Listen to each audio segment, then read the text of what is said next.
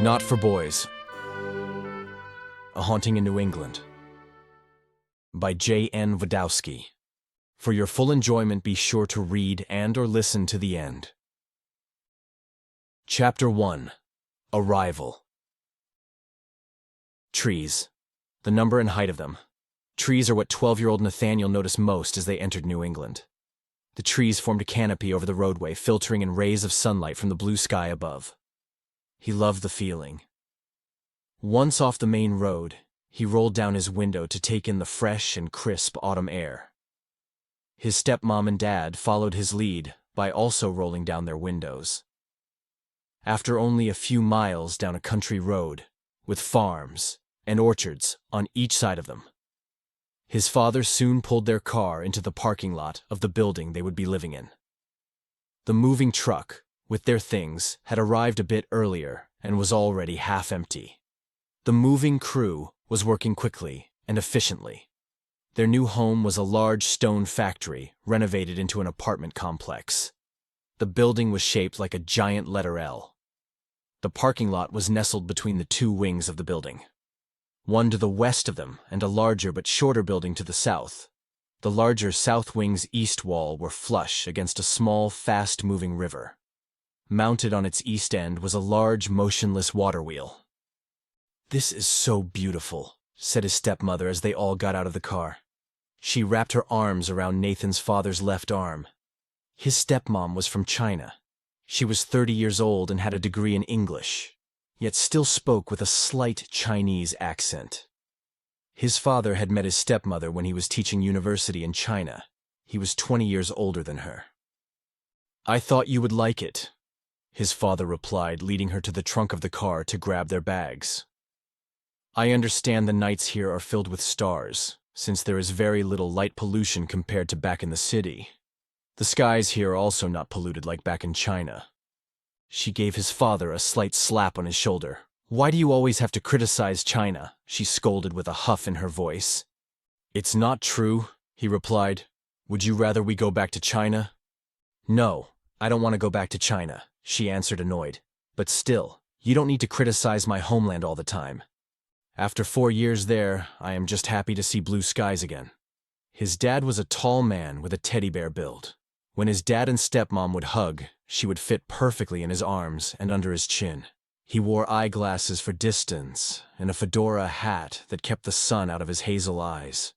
His well-trimmed tight beard was oddly grayer than his full head of chestnut brown hair. His dad moved to the back of the car, grabbing the heavier bags out of the trunk, carrying them towards the back entrance of the building. Nathaniel grabbed his book bag and his backpack as his stepmom grabbed her smaller suitcases. They both followed his father to the building's entrance. Their apartment was a half-flight of stairs up on the main floor. Their landlord was at their door and was kind enough to let the movers in. Stepping into the apartment, Nathaniel found it to be very large, modern, and clean. The landlord handed his father the keys and was about to leave when he stopped to speak with Nathaniel.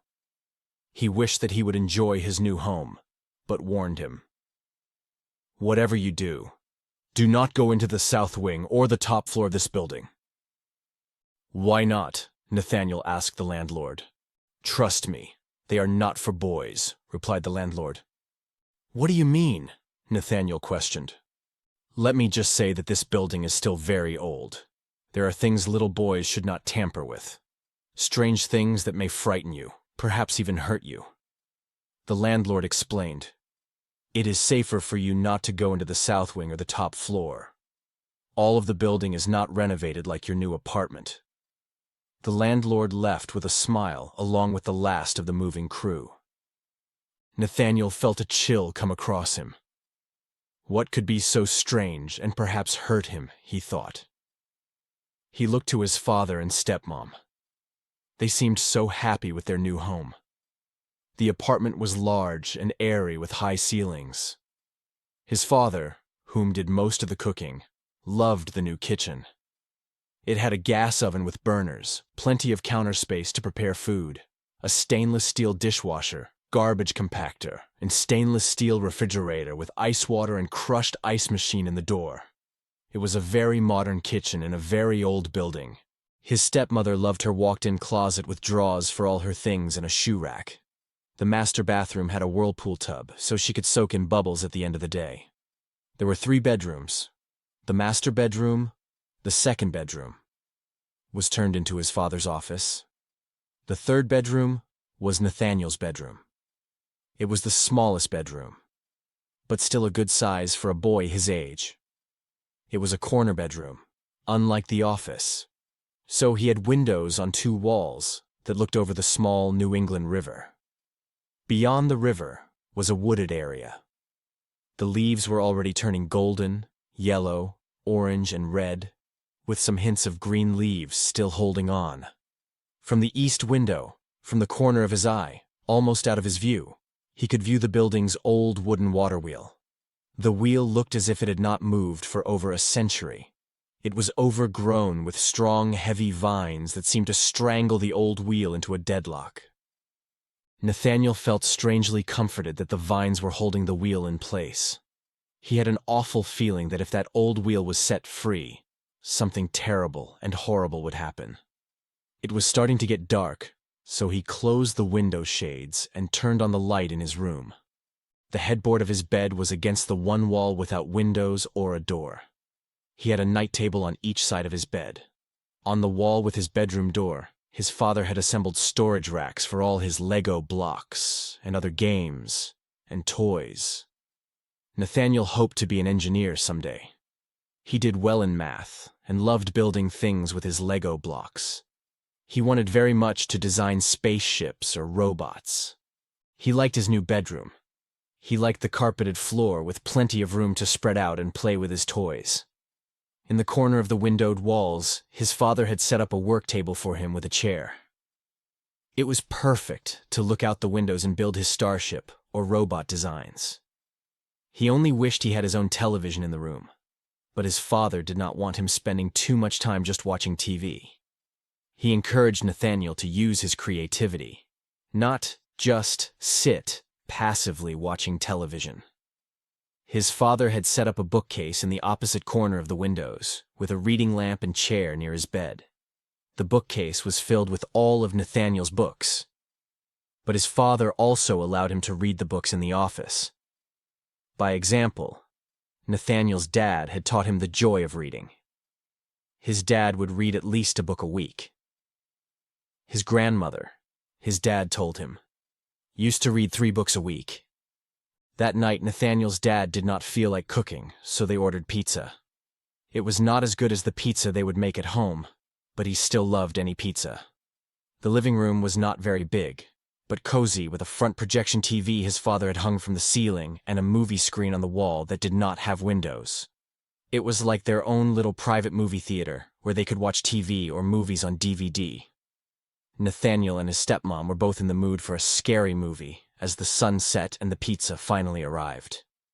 They gathered on the couch, placing the pizza and their drinks on the coffee table. "You sure you want to watch a scary movie?" his father asked. "Yes," both Nathaniel and his stepmom replied. "You're not going to have nightmares? The last scary movie we watched you said you didn't want to watch any more scary movies," answered his father. "If you watch with us, we won't be scared," replied his stepmom. Nathaniel nodded in agreement. "Really?" his dad replied. "Okay then, how about a very scary Japanese movie called Ringu, or The Ring in English? It is based on a Japanese novel about a dead girl with long hair that climbs out of the TV. You want to see that?" Nathaniel and his stepmom both nodded yes. They each sat on one side of his father, each gripping one of his arms for security as the movie began. The film was very scary, as his father had promised.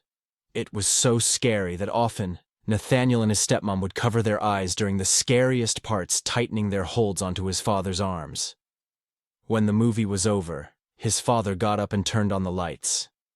"You both missed the best parts." "It was too scary," Nathaniel's stepmom replied. "I watched most of it," bravely answered Nathaniel. "Well, now it is time to go to bed. Nathaniel, please help me clean up." Put the dishes and glasses in the dishwasher and I will put away the leftover pizza. His dad began packing away the pizza. Nathaniel stood from the couch and gathered the plates and glasses from the coffee table, placing them all in the dishwasher in the kitchen. Thank you, Nathaniel. His father always thanked him when he would help out. Now go wash up, brush your teeth, and get ready for bed. Can I stay up a little longer? Asked Nathaniel. It is not that late, and I want to try to forget the movie, so I can sleep. After you wash up, we can talk in my room if you want. Thanks, Pop. After washing up, Nathaniel showed up in their bedroom with a sleeping bag and a pillow. Can I sleep in here tonight? Why? Asked his father. He is scared from that horrible movie, replied his stepmom. I am too. You two are so silly. You both know it was just a movie. Can I please? Fine. You can sleep at the foot of the bed, if it makes you feel any better. But really, I do not understand why you both always want to watch them, if you're going to be like this every time we watch a scary movie. Nathaniel set up his bedroll at the foot of their bed and climbed in. With his head on his pillow, he asked his father many questions, mostly questions about animals and history. Anything to get his mind off the dead girl with the long hair in the movie that would climb out of the TV. Pop, I am thirsty, Nathaniel told his father after talking for 30 minutes. Go get something to drink in the kitchen. His father replied, just don't disturb the girl sitting on the couch in the living room. Both Nathaniel and his stepmom screamed at the idea of the girl in the movie sitting on their couch in the living room. I can't believe you said that, his wife punched him in the shoulder. You are so terrible. Pop, I was trying to forget her. Nathaniel covered his face with his sleeping bag.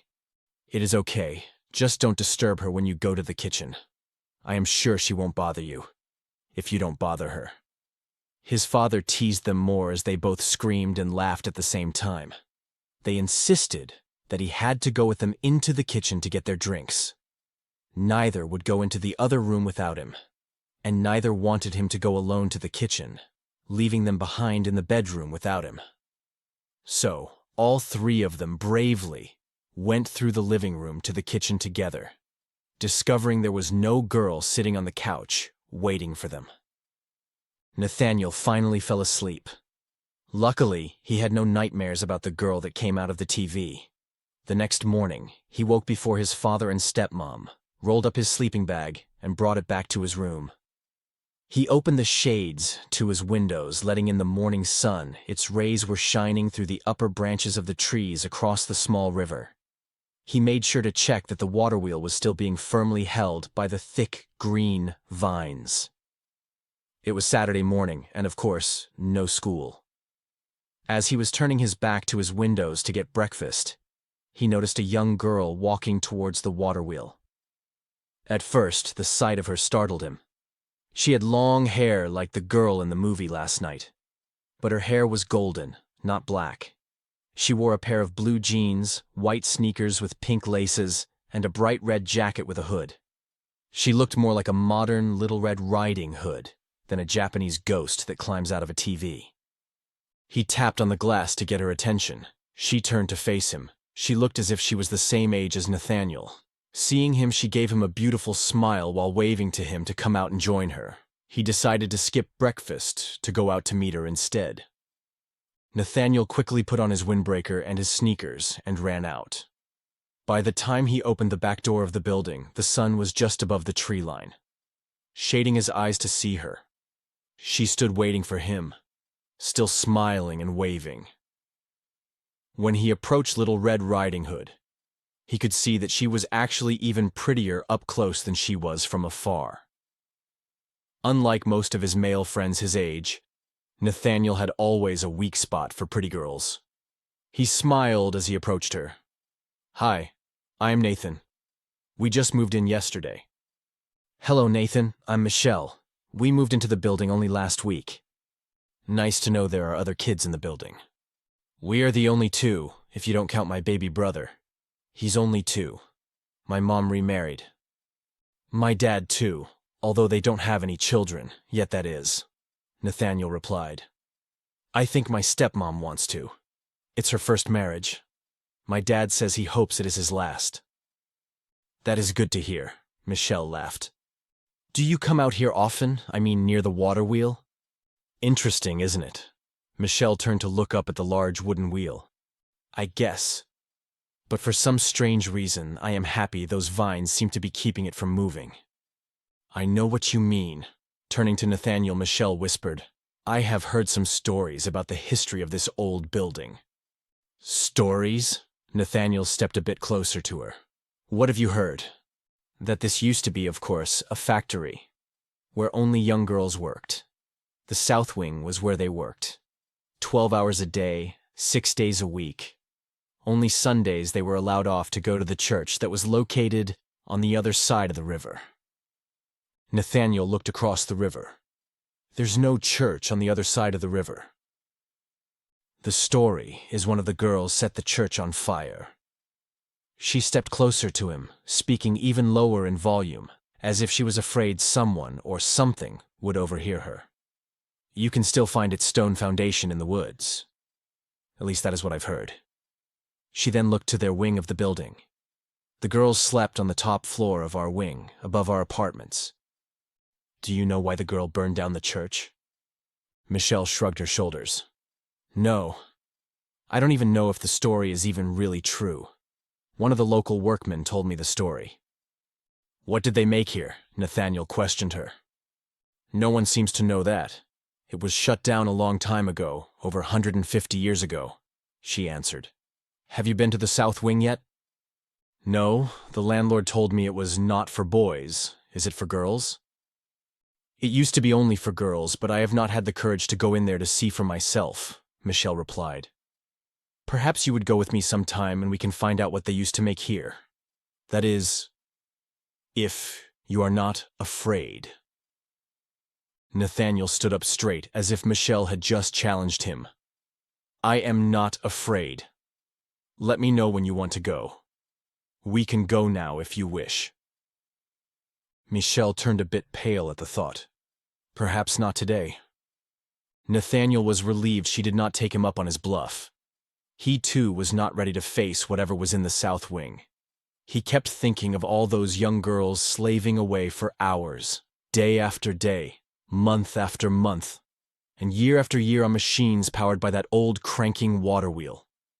A water wheel that nature has felt necessary to halt from ever turning again. When Nathaniel walked into the apartment, his father was already setting the table. Decided to make a brunch like my mother used to make every Sunday. His father told him as Nathaniel took off his windbreaker and his shoes, a habit from his mother being from Taiwan and his father having lived in Asia for so long. It's Saturday, replied Nathaniel. I know, but since it is our first full day here and your stepmother and I overslept, it is too late for breakfast and too early for lunch. His father placed a large steaming cheese omelet mixed with Genoa salami, cooked ham, and small pieces of pepperoni in the center of the table. Nathaniel's grandmother was half Italian, but she had died before he was born. His father put on the table toasted bagels, cream cheese, and smoked salmon. Even though his father lived many years in Asia, the New Yorker in him never left him. Next came the blueberry pancakes with, of course, real maple syrup, and a plate of Nathaniel's favorite, crispy golden brown bacon strips. Pop, do you plan to feed an army? There is only the three of us. Actually, we are having guests. The little girl you were talking to, and her family will join us. I met her mother this morning when we were both looking for the two of you. At that moment, the doorbell to the apartment rang. Nathaniel went to open the door. Standing in front of her parents, next to her little brother, was Michelle, minus her little Red Riding Hood jacket. Come right in, Nathaniel's dad called out to them. Hope you are all hungry. Hun, they are here, and brunch is on the table. Nathaniel's stepmom walked in from the master bedroom, smiled, and greeted their new neighbors. It was a great brunch. His dad really could cook, and somehow this style of brunch always made Nathaniel feel closer to his grandmother. The adults seemed to all get along very well. Michelle's mother was a math teacher at the local high school. Her stepfather was a robotics engineer that had just taken a new job at a small new robotics company started by some former MIT professors. Michelle's stepdad was originally from India. He was tall, with dark eyes, and very handsome, like one of those Bollywood movie stars. Michelle's mom was blonde like her, with even bluer eyes than Michelle's. Nathaniel could imagine that many of the high school boys must enjoy taking her math classes. He was not sure, though, if they could concentrate on the math formulas she was teaching them. She was a very attractive woman. Nathaniel thought she was not as pretty as Michelle. "So, Nathaniel, your father tells me you want to be an engineer?" asked Michelle's stepdad with a slight sing-song Indian accent. "Yes, very much so," Nathaniel answered. "I wanted to design the first interstellar starship, but now I am more interested in robotics." "Star Trek fan?" her stepfather questioned. "My dad is more of a Star Trek fan. I like it, but enjoy the Transformers more." Well, like many of my colleagues, Star Trek was a major reason for them entering engineering or the sciences. I personally liked the classics as a boy. H.G. Wells' War of the Worlds, The Time Machine, and Julius Verne's 20,000 Leagues Under the Sea. Later in high school, I discovered Isaac Asimov and his book I, Robot. That is what convinced me to study robotics in university. Of course, having Indian parents pushing you to study all the time helps very, very much. He laughed as he answered. For me, it was the Asimov's Foundation trilogy that made me interested in mathematics. The whole concept that one could use advanced mathematics to predict the future of a stellar empire intrigued me. Michelle's mom took a serving spoonful of his father's cheese omelet, placing it on her dish. Although I, too, grew up reading H.G. Wells and Julius Verne. Sounds like we all have something in common. Too bad kids today don't know how to enjoy books anymore. Nathaniel's dad was fixing himself a bagel with cream cheese, lettuce, and slices of smoked salmon. "I enjoy reading, Dad." Nathaniel helped himself to some strips of bacon. "That is true, Nathaniel. Something I have always been very proud about you." "I love to read too," said Michelle. "I am just not into science fiction like you guys. I love fantasy. The Oz books, Harry Potter, and ghost stories." "I love ghost and horror stories," Nathaniel's stepmom whispered to Michelle. "Although, I love horror movies even more." Michelle smiled in agreement to Nathaniel's stepmom.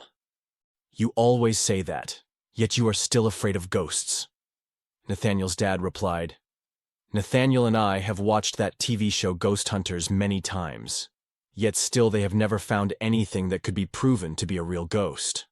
I am still waiting to see a full-bodied spirit float out of the wall and walk up to them and go, 'Boo.'" Michelle's mom and stepdad laughed at the idea. Everything on those shows could be explained as something else. A door that moves can be just the wind or the breathing of the wood shifting its weight in the door. His dad took a bite out of his bagel. "Very, very true," replied Michelle's stepfather. "And the recording of voices they pick up," continued Nathaniel's dad, "often sound like an animal's cry to me. Even if it does sound a little bit like a human voice, why don't they ever think they are somehow picking up a radio signal? Why must it be a ghost? Besides, the voices are never really clear to begin with. Just because something can't be explained, it doesn't mean it's supernatural," Michelle's mother agreed with Nathaniel's dad. "It is the basis of science to always look at everything with a critical mind, not just assume the answers you want." "Very, very true," agreed her husband. "One cannot bend facts to fit what one wants them to mean. The scientific method means one must test one's theories and allow the facts to lead you to the truth, not your desired results. To really understand the truth, one must test and retest. It is an endless journey.